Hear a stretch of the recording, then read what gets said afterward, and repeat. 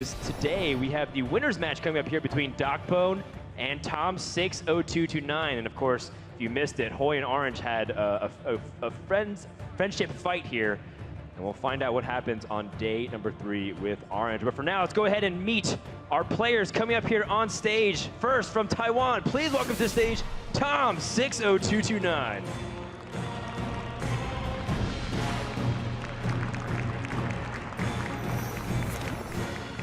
His opponent, hailing from Canada, please welcome to the stage, DocPwn.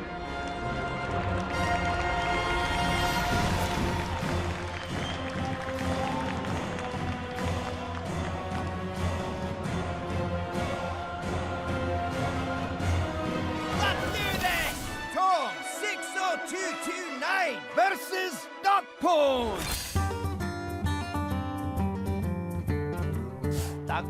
DocPwn is a bit of a mystery to me, but all I need to know is he is a good player. Tom60229, he's just a point collector, right? People that collect points are scary. It doesn't matter who I face, I just need to play my game. Yeah, not an easy one, that's for sure. Tom60229 versus DocPwn! Let's see what you got! DocPwn versus Tom60229. Who's going to be the first player to go to the top 8 quarterfinals? This is the winners match of Group A here in day 1 at HCT Amsterdam. And let's take a look at their lineup. And this is pretty much as close to a mirror as it can get outside of one small tidbit, and that is the Dragon Highlander Priest versus the regular Highlander Priest here from Tom. Yeah, both of these players are bringing pretty much the big 4 decks. The Warlock, Priest, and Rogue are in almost every lineup. And then Druid, either Jade Druid or Aggro Druid, has been the most common 4th deck. Jade Druid, I think, has been doing a bit better than the Aggro variants today. Yeah, we'll take a look at how the win percentages shape up. Druid's just struggled as a whole, but that's because it's a combined effort from Jade Druid and Aggro Druid, clocking at 40% win rate today if you take out the 0-3 Paladin performance from Hoy earlier. Outside of that, we also have to see how the specific matchups line up too. We have Tempo Rogue versus Jade Druid. This is a matchup that should favor Rogue on paper. And I do wonder how this Lich King tech will influence that matchup, if anything at all. Tom probably is going to look for better early game play because Lich King is very late game centered. Yeah, Lich King is a powerful tool in this kind of matchup. We saw Samuel Sao have a lot of success with his Lich King in his previous match, where he was able to just consolidate power a number of large minions and generate value from that Lich King. The 8/8 body is very difficult for Druid to remove once it hits the board. And Biospine Slayer is a much better pickup here for Tom. Now, over on DocPwn's side, I feel like Doc's draws with Druid have been very removal-centric. It always feels like he has early game removal, but no ramp. And he is always kind of barely struggling, as he does have a little bit more of the traditional Jade Druid build with Jade Spirits. Doesn't have some of that new tech that we saw with the Oaken Summons and the Ironwood Golem. Yeah, that decision will likely hurt him in this matchup, where you'd much rather have the additional armor gain as well as the additional taunt minions. It does make your deck a bit more powerful against control decks, and can certainly help in the mirror match where your Jades can just get bigger than your opponents. Right. So perhaps against, any kind of late game like mage decks, for example, that might come into play, but that's not the group that they're facing. All the mage control stuff and all the other interesting shenanigans are happening tomorrow for Group C and D outside of that. But I mean, Tom, he's got the one, he's going to be having a much easier time facing against a Jade Druid, has a lot less defenses like that. He picks up the Firefly turn 1 here, and he's kind of weighing his options on how aggressive he wants to be from the get-go, or if he wants to just kind of take his time and play it slow here. It does choose to go with the Firefly here, wants to hold on to South Sea deckhand for potential charge damage later. I think part of his thought process there was he could play the South Sea deckhand on turn 1, coin out Captain on 2, and really get the pressure on to prevent DocPwn from being able to put up much defense. Here, though, by playing the Firefly, he makes this Wrath from DocPwn pretty awkward, because he certainly doesn't want to expend a full value Wrath on the Firefly, and cycling it doesn't actually even remove the body. Yep, at the same time, looks like he doesn't have any other good play for turn 3. And I think what matters more than maybe removing this Firefly is having an actual play. So I'm in favor of drawing in this position. Yeah, gonna go ahead and cycle that Wrath. Try and find himself some ramp or just more defensive tools. And Tom's just gonna take it slow. He wants to dagger up here and give himself the ability to you know, not run any additional minions out just yet. And that the cycle did find DocPwn a Wild Growth. We obviously preferred to have cast it last turn, but accelerating his mana is still important. Oh my goodness, that is it's kind of brutal. We have seen this happen a lot, where a player chooses to hold on to Pirates and then draws patches almost immediately. And now the South Sea Captain is much less impressive of an option for Tom because it's just a 3/3 body rather than a 3/3 plus a 2/2 charge. Well, Tom's not going to slow down anytime soon. He's going to actually start the action right now with he has a 6/6 Van Cleave, and then he has more Pirate synergy coming up on the following turn. And that's a good one because Doc's doesn't have a deck that's very defensive compared to the other Jade Druid lists. Doc does have the interesting option of just doubling up on the branching paths here to power up his Spellstone to 6 damage to kill the Van Cleave, gain him 12 armor, and allow him to take out the most threatening minion on the board. Does end up not using that resource to dig for more cards, but I think in this matchup he mostly just wants to survive, so I don't think he feels too badly about using it that way. Yep, Branching Path's going to be able to get double loot chest. And, you know, with Spreading Plague and Aya, that should give DocPwn some pretty good firepower going into Ultimate Infestation. One of the big questions is how safe can you get to that point? Because Rogue will play around the Ultimate Infestation. Ooh, another deckhand for Tom. So the Captain plus one of these charging Pirates represents quite a bit of damage, but you know, as you mentioned, that does go wide in the board and leaves him in a position where Spreading Plague is a very good defensive tool.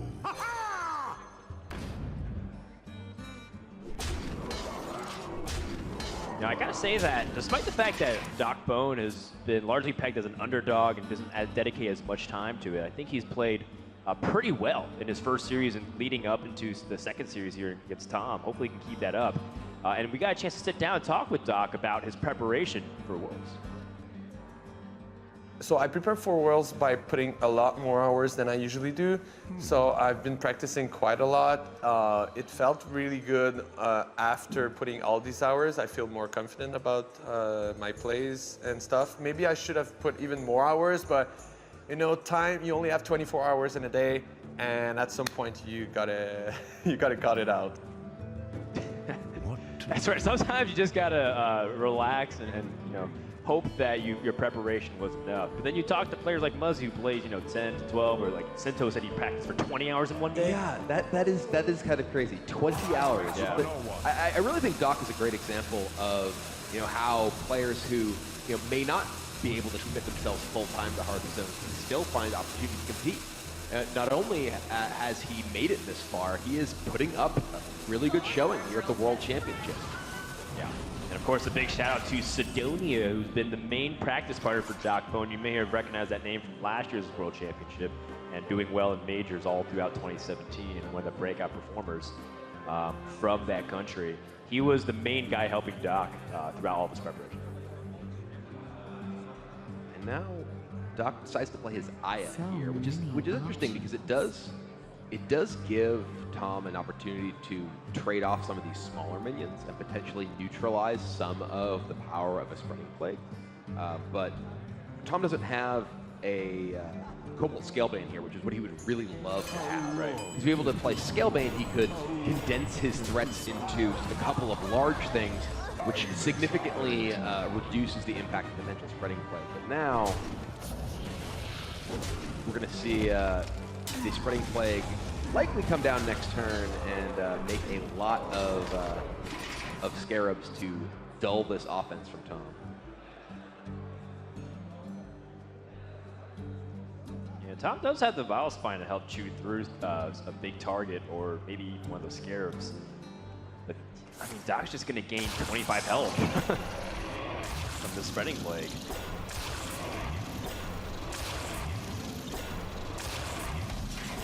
Getting closer to getting to the Ultimate Infestation turn. Tom picks up a big card, though, in the Bone Mare.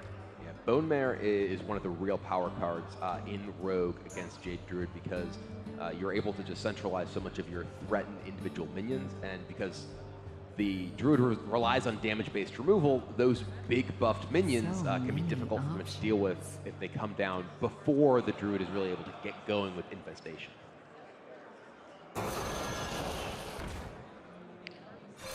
This guy's toast. This should remove a clean amount of Scarabs onto the board here for Tom. Should be able to take out 3 very nicely. Set up for a Bone Mare with a similar spread on the board.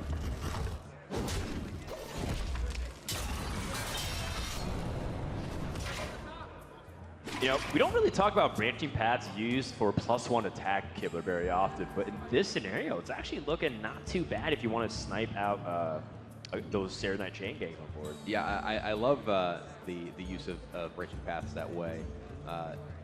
Doc does have the opportunity to potentially play the Jade Golem as well and get those buffed up, but I think he may be considering wanting to use his hero power this turn to pick off one of the other minions as well.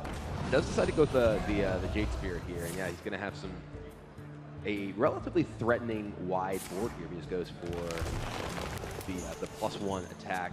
Going to pick up 1 card. His hand is a little bit awkward. You know, the double Infestation could put him in a little bit of a rough spot. Here's the Cobalt Scalebane Tom wished he had a couple of turns ago. And now, yeah, he doesn't have necessarily great trades here into the big board that Doc has built. Well, he does have the full trade if he Bone Mares, let's say, the Flame Elemental and overtrades with the 3/3, then he has a couple of 3 attacks. Right, he has trades, but he doesn't want to be traded. He wants to be pushing damage. It's true. The onus is on Doc to end this game because, or rather on Tom to end the game, because Doc is the one who has a handful of 10-cost spells. If Doc gets a lot of time to continue deploying these without taking too much damage, that is a huge draw for Doc here. The Wrath able to take out the buffed Flame Elemental. Hero Power able to take down the SI Agent as well. That has put Doc in a very solid position getting into the 10-minute turns that he's going to have very shortly. Right. With a pretty sizable amount of health to work with. And no second minion play here available for Tom. Quarter Creeper is very expensive.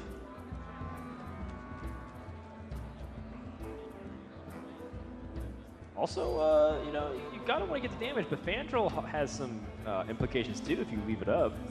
Fandral Coon. Yeah. Fandral 10 Coon life. Infestation it would be outrageously powerful this next turn. Yeah, and Tom recognizes Doc is one of the few players who still has Coon in his Jade Druid deck here, but it would have been incredibly strong if it had not been removed here. But even still, we're going to see a 7/7 into a 5/5, into draw 5, into gain 5 armor, into dance 5 jigs. Did I miss anything? Yeah, I mean, you pretty much covered it all. What can't this card do?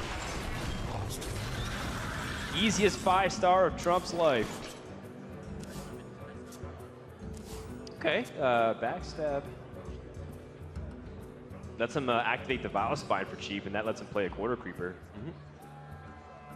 Doesn't get, I mean, he would have to give the Scalebane for a full clear, but I think at that point he might be just giving up too much because Druid has resources and Rogue does not.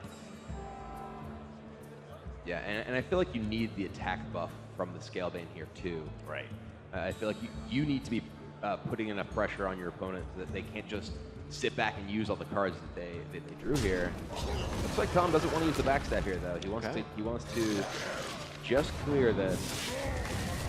And yeah, this is really slipping away from Tom now. He's pretty much on Elven Minstrel as the only way he can get out of this spot here. DocPwn just has too much resources. Look at the draw differential. Yeah. DocPwn's drawn twice as much as Tom.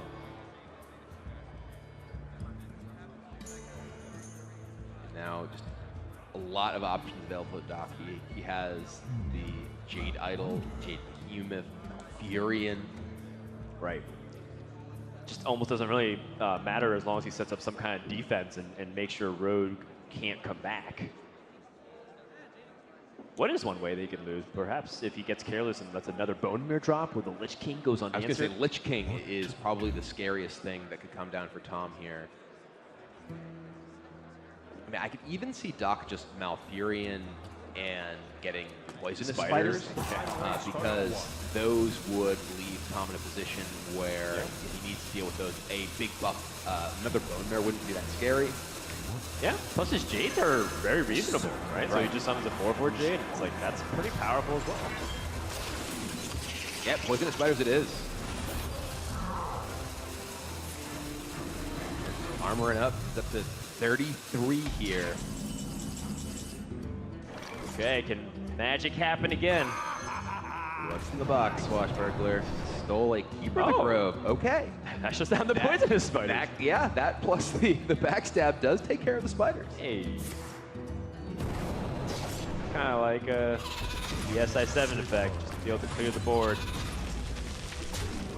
Tom going to take a value trade and try to squeeze out as much value, but now he's shut off from any combo draw, which means it's going to be his big heavy hitters. It's no longer the Elven Minstrel top deck he's hoping for. And now DocPwn can just either Spreading Plague or Jade Behemoth plus swipe here. Devastating. And this clears off pretty much everything, leaving just that Keeper of the Grove. Yeah, Tom needs back-to-back big draws here. We're looking at Bone Mare or Lich King. Lich King. All right. That is something. And that was the best draw in Tom's deck. And I'm thinking he's got to come up huge here with Frostmourne or something else equivalent. I think that's probably the only card here that can really bail him out.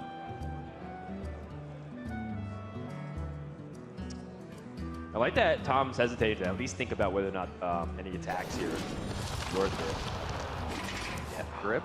All right, that's not really super No. impactful. It might steal, you know, a Jade Spirit or Aya's, I guess, nice. I think the only minions left in the deck is a Behemoth and the Arcane Tyrants are remaining for DocPwn.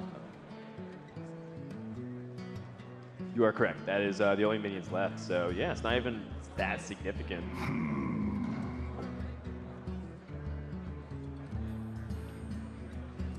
DocPwn has, I mean, he could use his Ultimate Infestation and send some Scarabs in to kill the Lich King. He will burn cards if he does that.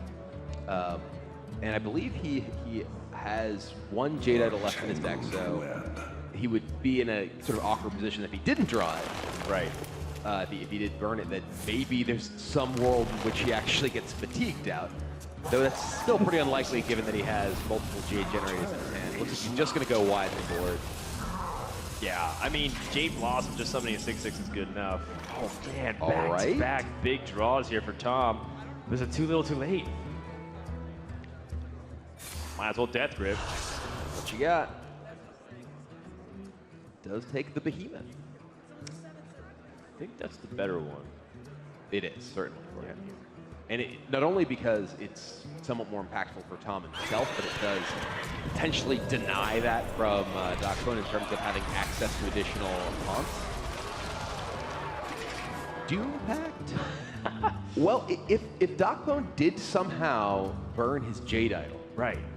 that would potentially be able to win the game. Well, I don't think that is possible because he has free Arcane Tyrants. But right now he cannot burn his Jade Idol. Right. Because of those Arcane Tyrants, the fact that his hand is not going to overdraw, yeah, he's just Right. going to draw the rest of his deck. Yes. He will fatigue for some damage, but dropping those Arcane Tyrants here means that he can just clear the board, have a huge board himself, and go into Jade Idol Recursion with his Nourishes next turn. Yes. However, there is an instance where Doc could overextend because he does need to shuffle the Jade Idol. So if he's not able, oh man, I mean, if he's not able to actually set up any kind of board presence, oh, he has the Jade Behemoth though, so he can actually summon 2 Jades with the Behemoth itself. So I think he's still good.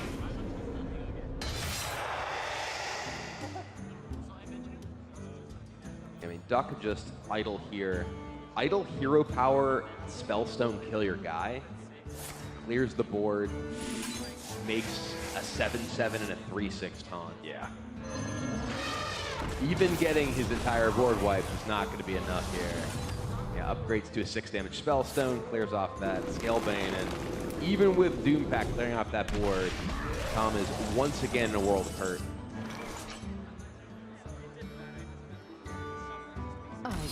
Yep. Not going to be enough there, and DocPwn takes the first game. He's on a rampage.